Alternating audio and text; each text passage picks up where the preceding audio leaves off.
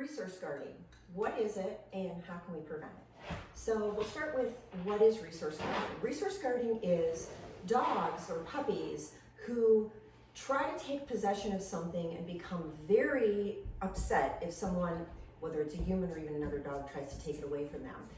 The behaviors they display will be anything from growling, baring their teeth, snapping, taking the object, cowering, running and hiding, placing themselves in a position where it's harder to get to them, showing the whites of their eyes, we call it whale eye, really tense body posture. Dog might be eating out of their food bowl and they're eating, and as you get closer, they do one of two things. They either start inhaling their food, they look like they're just vacuuming it up, or they stop and they freeze. Anytime a dog freezes, meaning there is no motion, you need to stop moving towards them. They're telling you, I'm really uncomfortable. So when we think about resource guarding, our puppies and dogs can be giving us signals in a lot of different ways that we don't really understand what they are, so we tend to ignore them. Resource guarding is, unfortunately, it's a pretty common problem, and most of it is man-made. And what I mean by that is we tend to make our puppies and dogs anxious around their food, their toys. It could even be their dog bed. It could be anything at all. It could be your couch. Dogs can even guard you. So the first thing we need to understand about guarding is it's an anxiety-driven behavior. Anxiety is not status seeking. It is not your puppy or dog trying to teach you that they're the boss. You have a dog who's extremely anxious or nervous when you come around them when they are in possession of a resource that they value, or they're on the couch, or they're somewhere that, maybe you decide you don't want them to be, and they suddenly feel very uncomfortable that somebody is getting into their space.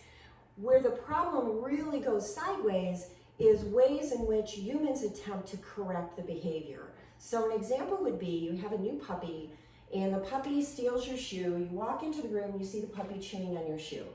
The average person, their typical reaction is to start screaming at the puppy, to walk over to them, grab them, rip whatever it is out of their mouth. People even will hit their puppy with it or swat him on the muzzle, give him a scruff shake, bad, no, no, no, start screaming and yelling at them, and then they just march away, and the puppy is like, wow, that was intense.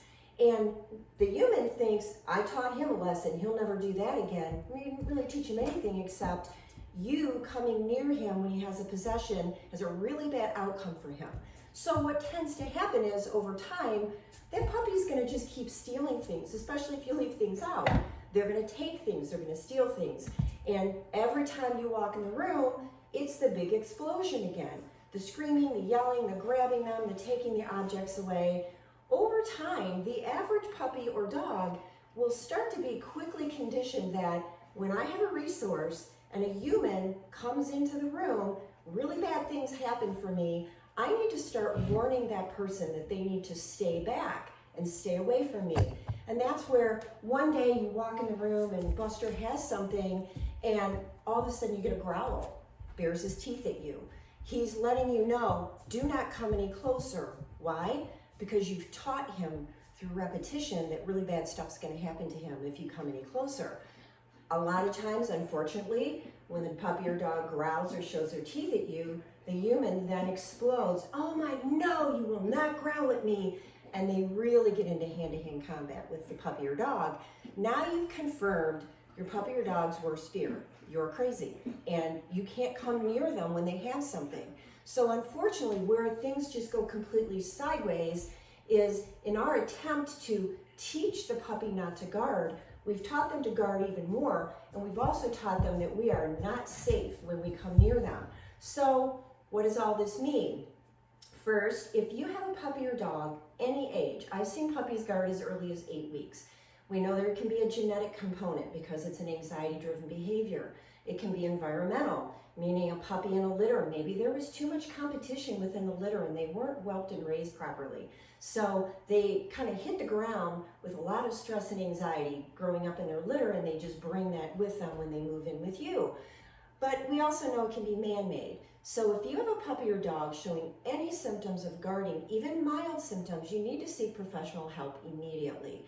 And that isn't with just a trainer. You need to work with someone who is certified in behavior, because this is a very serious problem. Resource guarding is one of the #1 reasons puppies and dogs are euthanized every year for biting. It escalates quickly. They do not just outgrow it on their own. They get better at it, and it becomes extremely dangerous. So if you have a puppy or dog exhibiting even low-level guarding, you need to work with a professional. The sooner you intervene, the better. I've started working with puppies with clients as early as 9 weeks of age. As soon as they start noticing he's so uncomfortable when we're anywhere near him when he's eating, or he won't even eat if we're in the room, or he growled at me when I tried to touch his toy or pet him while he was eating a bone. So you have to seek professional help. Now, for those of us who, are fortunate that we don't have a puppy or dog who is showing signs of resource guarding, don't consider yourself out of the woods. And what I mean is, you have to be careful you don't become the reason that they guard. So don't have a man-made resource guarder. 2, I do prevention exercises even with puppies and dogs who have absolutely no history of showing guarding behavior. Why? Because during adolescence, puppies and dogs can suddenly start developing the behavior. So what does that mean? What it means is we have to do away with a lot of the old stuff that we've read or heard or a neighbor told us, or even some things you may have been told by your veterinarian. To grab your puppy by the scruff, to pin them on their back, to swat them in the face, to go up to them and teach them who's boss. When they're eating their food, pick up their bowl and walk away with it. If they're eating, stick your hand in their food bowl. I had one family who told me they would take turns poking at their dog while he was eating to teach him that they could do whatever they wanted. Honestly, I'd bite you too if you did that to me. We have to think about the message that we're sending. We're not trying to teach the puppy not to be uncomfortable. We're trying to help them learn that they don't need to be anxious when we are around them when they have a resource. So what do we need to do? We need to do prevention. Here's some better ideas as opposed to kind of getting into that taunting and teasing of them just to show them who's in charge. Put your puppy's food bowl on the ground, let him start eating. Have a couple of really high value treats in your hand, maybe a couple pieces of cheese or some chicken. And as they're eating, whether they're in their crate or they're just free in your home, just walk near the bowl. Don't touch them, don't interact with them. Just drop really wonderful treats into their bowl. Let them know that a human coming near them while they're eating makes wonderful stuff happen. Then after you drop those treats, what a good puppy, just turn and walk away. Don't pet them, don't touch them. Just start setting this classic conditioning of I equal good stuff. Every time I come near you when you're eating, I'm not going to take your food bowl. I'm not going to start bugging you. I'm just going to give you something really yummy and walk away. That's the first thing you can start doing. Do not put your hand in their food bowl while they're eating. Doesn't make a lot of sense. You're not really teaching them anything other than you're really annoying them. If somebody sat down next to me while I was eating and started eating off of my plate and shoving their fork into my food, they would probably get a fork in the hand. So we have to think of our dogs, what we're doing to them when we think we're teaching them. So what's a better idea is sit in a chair, have their food bowl, pour the food in it, and just sit for maybe a minute and hand feed them. Scoop pieces of kibble out of the bowl into your hand, have some yummy stuff in there too, and hand feed them maybe 5 or 10 small little bits of food so that they start learning you, near the food bowl, make the food happen. You're not bugging them, you're not hurting them, you're not annoying them. You're just sitting here relaxed, letting them enjoy their food. Another thing you can do, sit in a chair, put the food bowl near you, have their kibble in another cup, and just sit and just keep dropping it into the bowl as it sits on the floor next to you. So again, they start learning that when you are near their food, they don't need to be anxious. You're not going to touch them. You're not going to poke at them or grab them. But the food just keeps happening. You are the source of good stuff. They have nothing to fear and nothing to be uncomfortable of. So that's how we want to start handling their food. It isn't taunting and teasing that works. It's helping them understand they don't need to be anxious around you. You may have to do this for a couple of months. I still randomly do it with Ducky. He has no symptoms, none at all, no signs of guarding, but I still do a lot of preventative stuff with him. So what do we do if they're guarding a toy or a bone? We want to start when they're little puppies, trading them. So I'll have two identical toys. It could be a tennis ball, it could be a chew bone, it could be whatever it is. And I get two of the same thing. And I just hang out with my puppy and start playing. I offer them one toy, and when they're enjoying it, I ask them to drop, and when they drop it, guess what? The exact same one shows up, and I say, what a good puppy! I throw it down, I pick up the other one, and I just keep trading them.